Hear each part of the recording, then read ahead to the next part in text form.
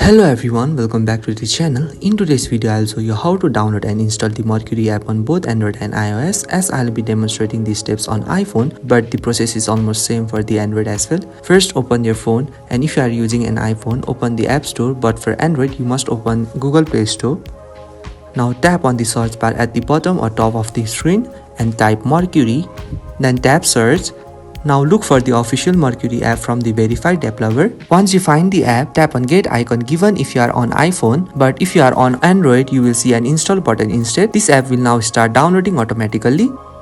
After the download is completed, the app install automatically. Now tap on open to launch the Mercury app. For Android user, you can do same by tapping open from the Play Store or directly from the home screen. And that's it. The Mercury app is now successfully installed on your device. From here, you can sign up or log in as well as start using the app. So if you find this video helpful, please do not forget to like and subscribe to the channel. Thank you for watching, and I will see you in the next video.